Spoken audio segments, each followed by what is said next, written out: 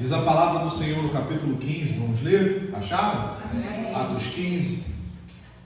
Diz a palavra do Senhor: então, alguns que tinham descido da Judéia ensinavam assim os irmãos. Olha o ensinamento: se vos não circuncidardes conforme o uso de Moisés, não podeis salvar-vos. E aí, versículo 2: tendo tido Paulo e Barnabé não pequena discussão e contenda contra eles, ou seja, foi uma briga violenta, uma discussão poderosa. Paulo e Barnabé ficaram tão impactados com tamanha limitação de entendimento e tamanha, desculpa a expressão, burrice na sua aplicabilidade, porque eles estavam inserindo no Evangelho questões culturais, dizendo que se não cortar o prepúcio, se não marcar o corpo conforme a tradição judaica, a salvação não iria se estabelecer na vida do indivíduo. Que o que seria para hoje tentarmos colocar elementos culturais, filosóficos, comportamentais, como se isso fosse necessário para que a salvação se estabelecesse. E Paulo e Barnabé, ouvindo tamanha asneira, não se conteram e foram para cima deles. O que vocês estão fazendo? Pelo amor de Deus! E a discussão foi grande, de modo que resolveu-se que Paulo e Barnabé e alguns dentre eles subissem a Jerusalém aos apóstolos e aos anciões sobre aquela questão. Olha só, foi necessário um concílio para resolver uma questão banal.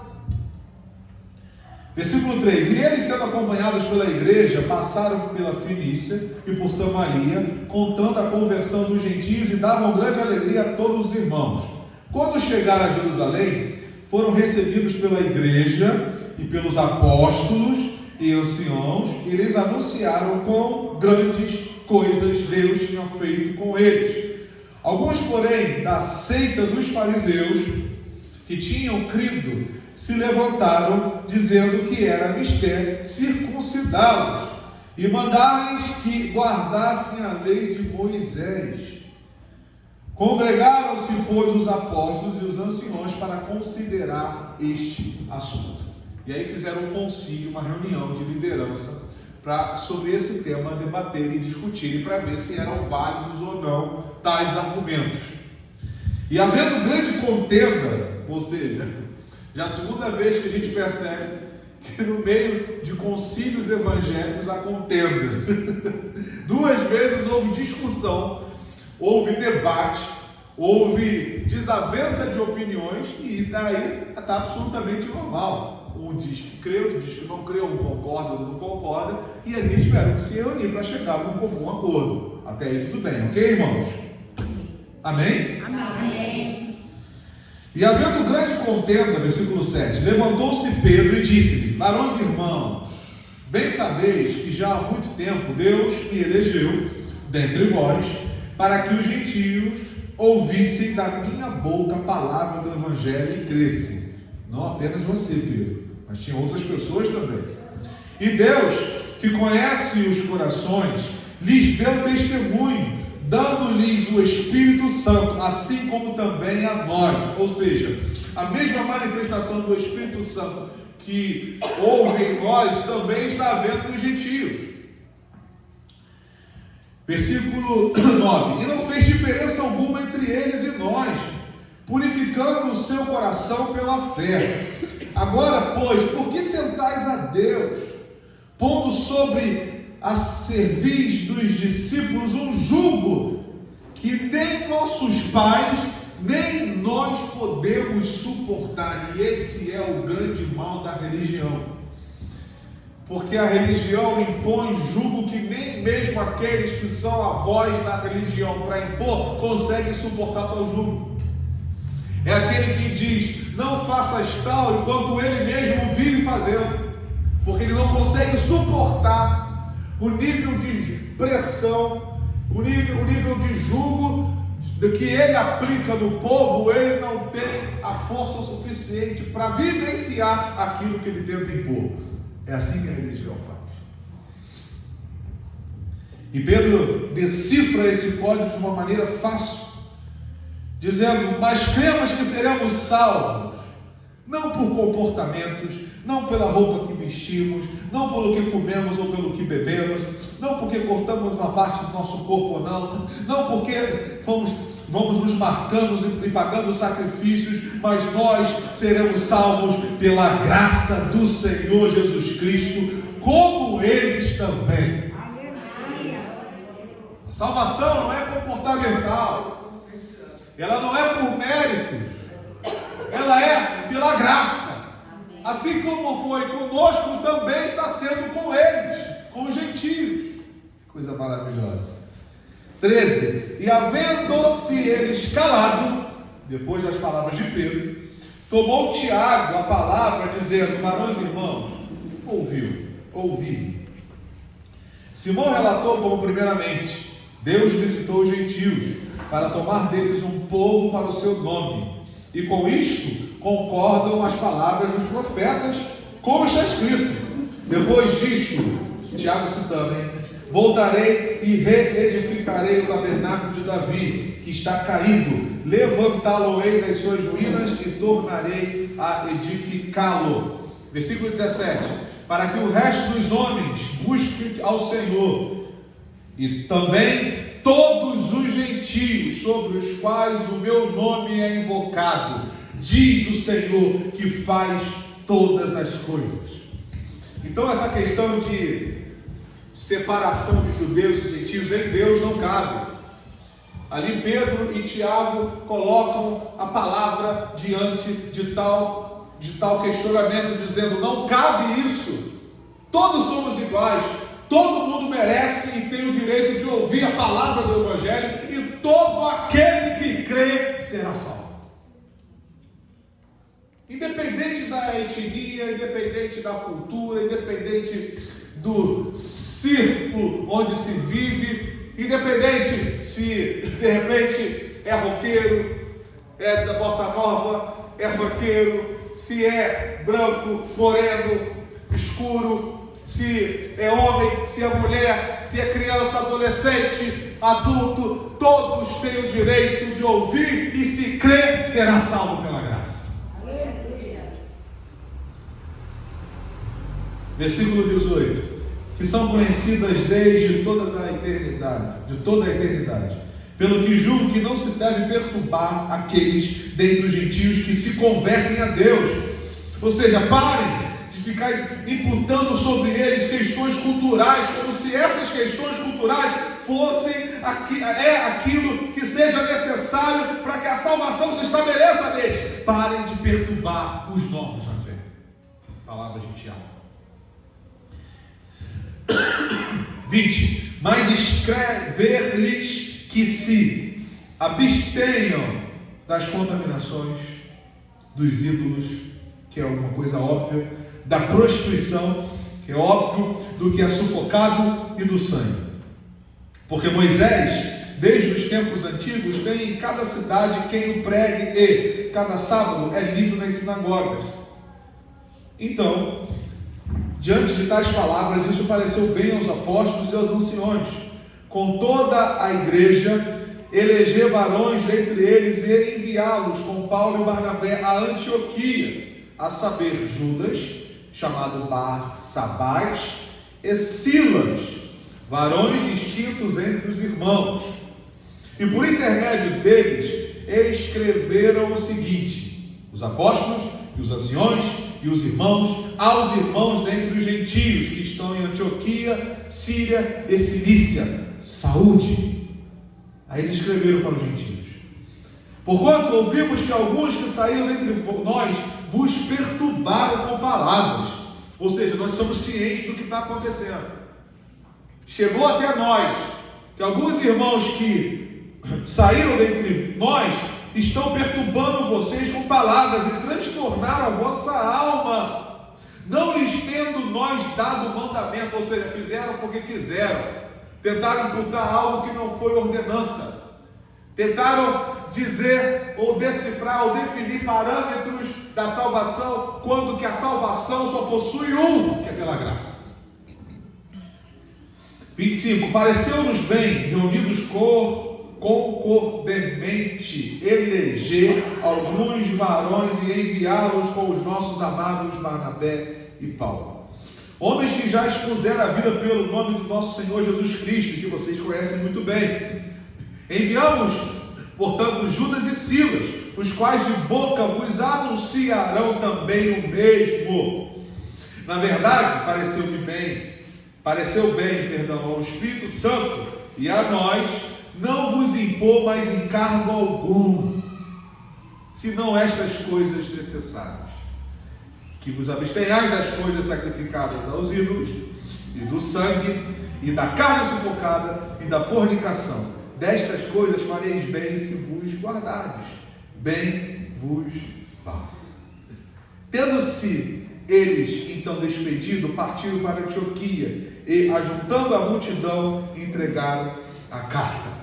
E quando a leram, alegraram-se pela exortação. Depois Judas e Silas, que também eram profetas, exortaram e confirmaram os irmãos com muitas palavras.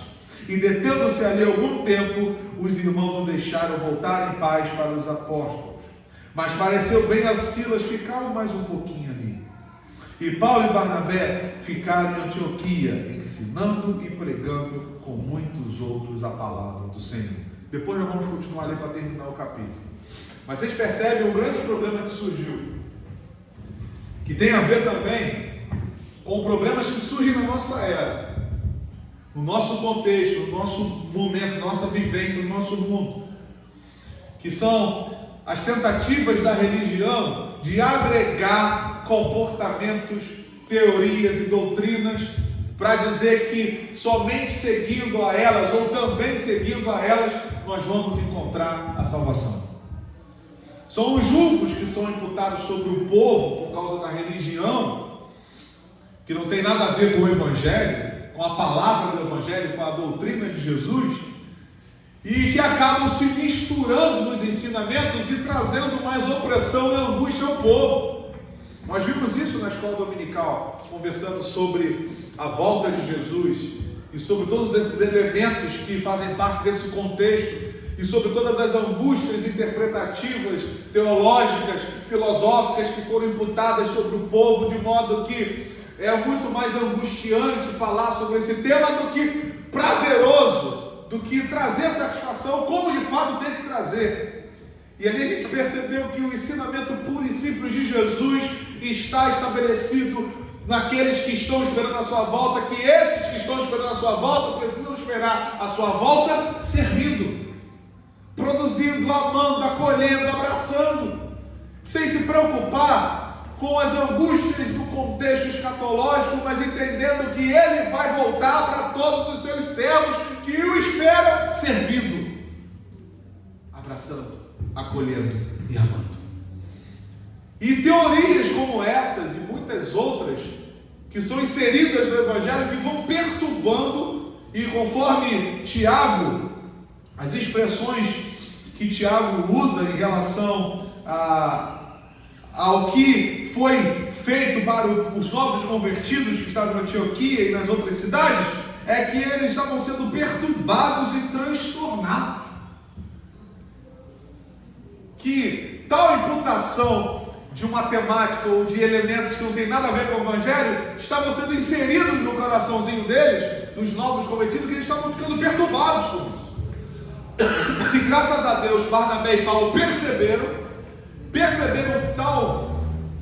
tal maluquice teológica e se levantaram contra, dizendo: para com isso, vocês estão errados. Não tem nada a ver com salvação. A salvação é pela graça e somente pela graça. Não precisa colocar nenhum outro elemento, é só pela graça. Não é por mérito de ninguém, não é por esforço de ninguém, Não é por comportamento de ninguém, foi pela graça e apenas pela graça de Jesus que todos nós fomos salvos. Se você crê, dá uma glória a Deus no nome de Jesus. E eles tiveram que montar um concílio, uma reunião, juntar os líderes, os apóstolos, para definir essas questões simples. Pedro se levanta e diz: pelo amor de Deus, é pela graça. Tiago, que era um pouco mais sistemático, diz e estabelece alguns parâmetros para tentar dar um norte, sendo que são parâmetros absolutamente comportamentais e que são necessários porque fazem muito mais bem para o próprio corpo do que para questões espirituais. Ele diz: não se contamine com a prostituição, porque a prostituição contamina o homem. Seja a prostituição, que é uma palavra muito usada quando também se diz respeito à idolatria, quando Deus se dirigia ao povo de Israel, o povo de Israel está se prostituindo, está adorando outros deuses. Então tem a ver também com questões espirituais, quanto a questões físicas. Porque quem entrega o seu corpo ou vende o seu corpo está se contaminando, está marcando a sua própria alma. Quando ele diz de se afastar de coisas sacrificadas a ídolos, ele está dizendo de tudo aquilo que é direcionado a esses ídolos, que só faz bem para aquele que se afasta. Não é uma questão de salvação, é uma questão de viver bem, de viver sem trazer sequelas para a alma, porque a vida daqueles que são salvos, e todos nós que fomos salvos pelo sacrifício de Jesus, amém? Amém. Só temos que procurar viver uma vida bem, que agrade a Ele, que agrade aquele que nos salvou, e que vivendo uma vida bem mediante a boas escolhas, vai fazer mais bem para nós mesmos, porque se a gente escolher coisas erradas, Deus continua sendo Deus, só vai nos prejudicar. O pecado só prejudica o pecador. Ele não vai trazer nenhum fenômeno, oh meu Deus, não, só está prejudicando a quem comete o pecado. De modo que Tiago tenta estabelecer um parâmetro mínimo de comportamento para que o indivíduo viva bem. E aí ele diz, entrega uma carta, diz essas palavras à igreja nova que estava se estabelecendo em Antioquia, os irmãos que tinham se convertido. Eles ficaram extremamente felizes porque nenhum deles era da cultura judaica, nenhum deles eram judeus, eram gentios, homens com família, teriam que se submeter a uma violência, uma mutilação, ser circuncidado e se infiltrar em culturas judaicas para dizer que tinha aceitado o Cristo. Então eles estavam desesperados, e quando ouviram essas palavras, eles se alegraram muito, porque eles perceberam que nada disso era necessário, a não ser crer no Senhor Jesus Cristo.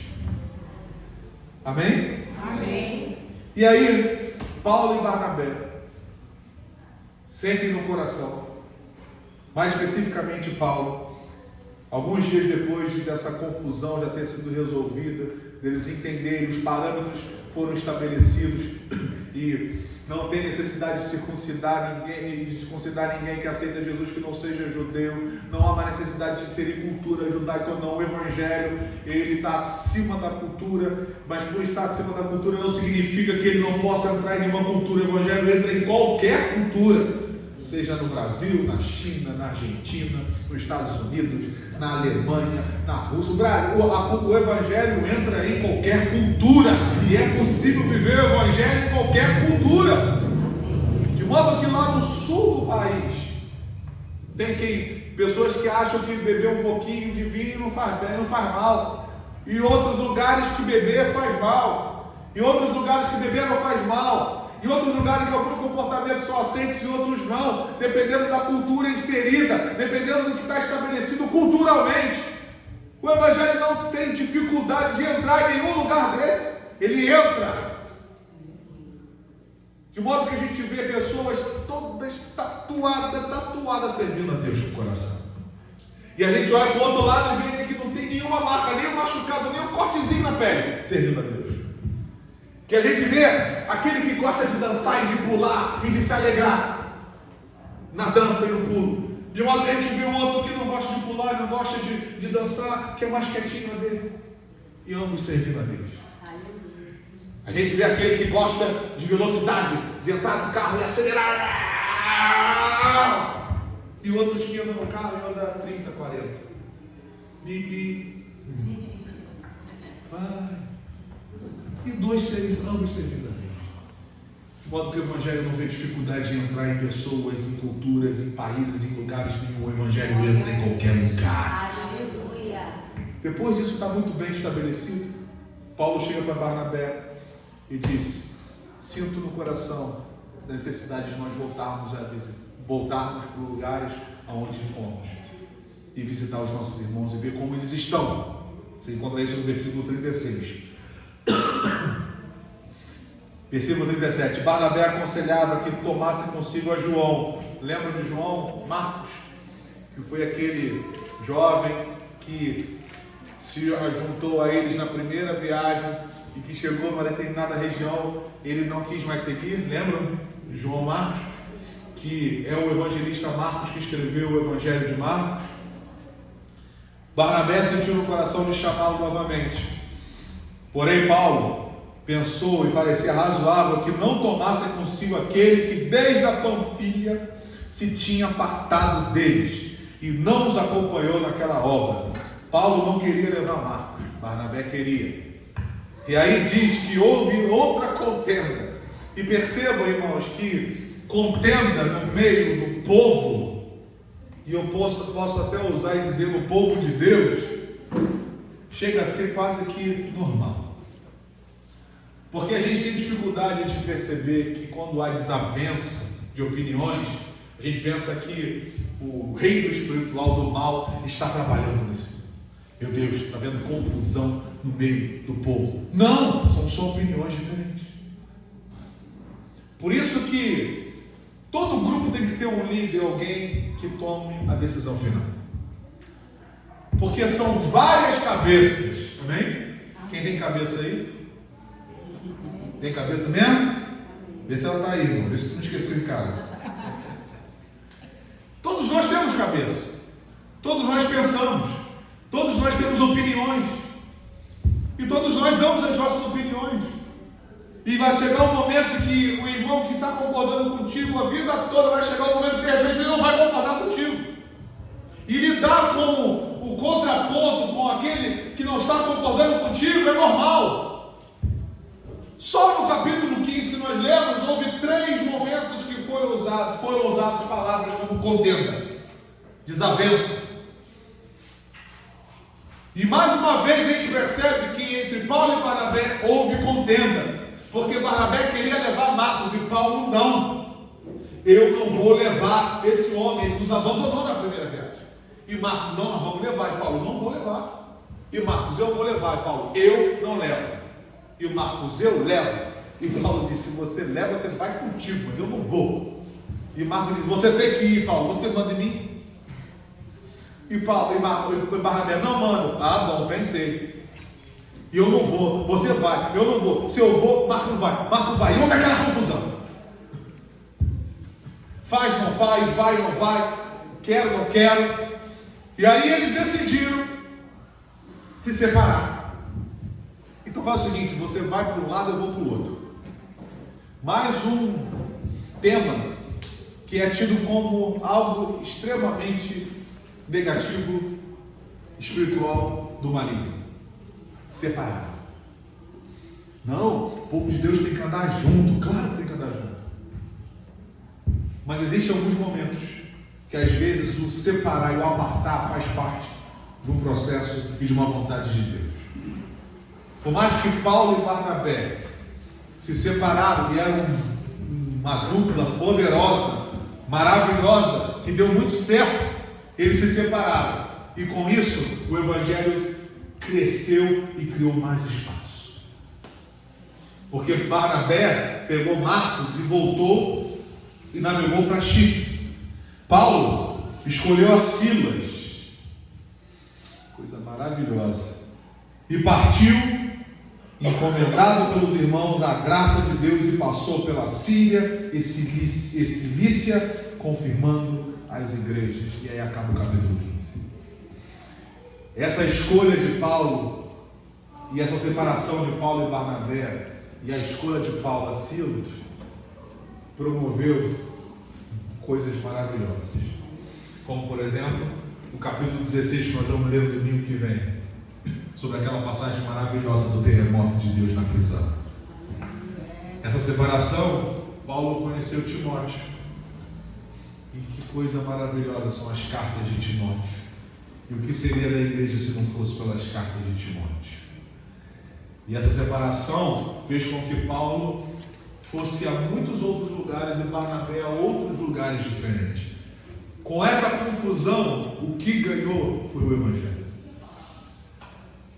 Pastor, então a confusão é de Deus?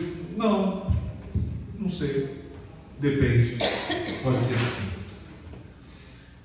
Deus bota a confusão no arraial do inimigo.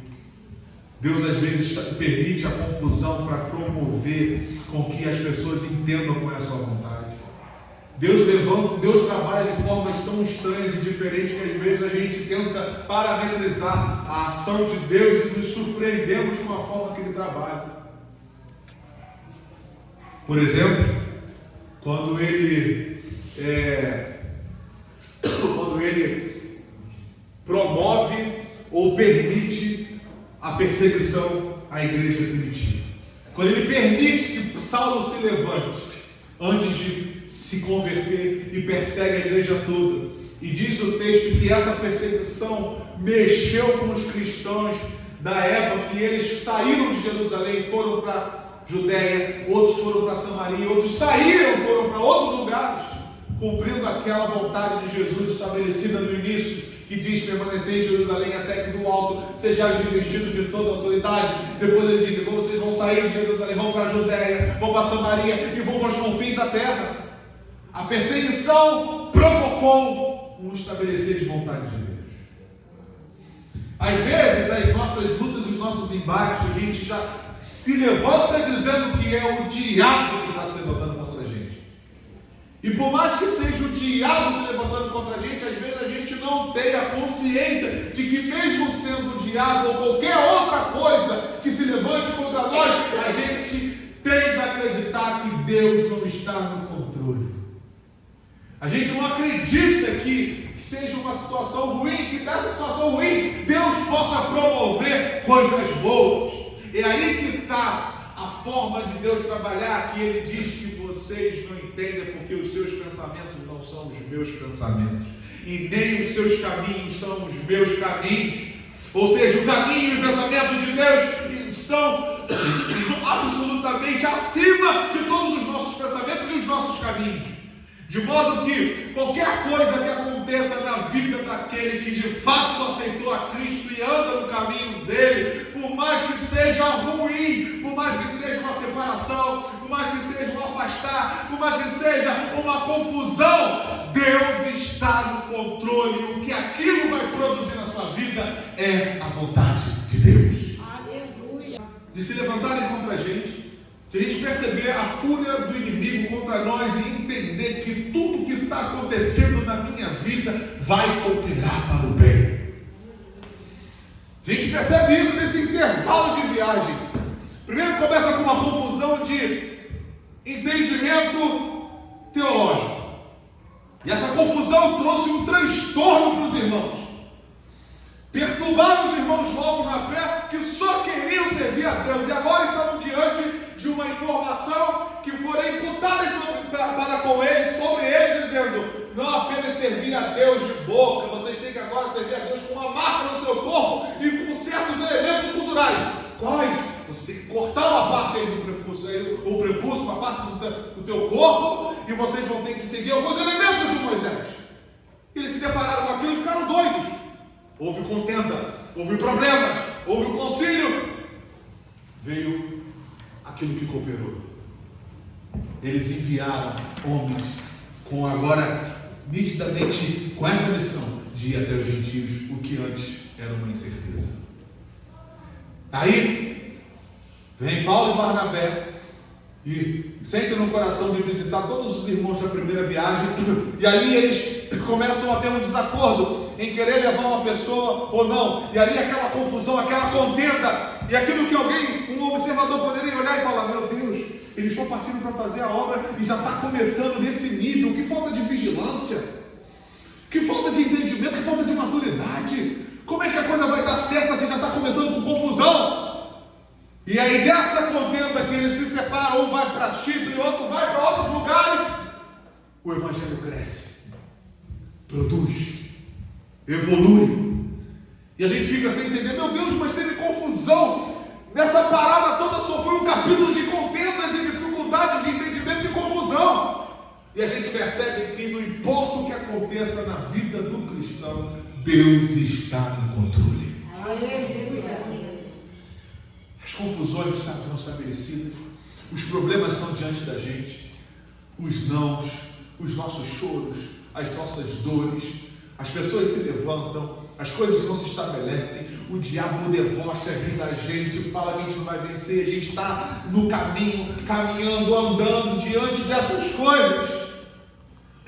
E pode bater uma dúvida: será que Deus está vendo isso? Será que Deus está no controle? O que vai acontecer comigo?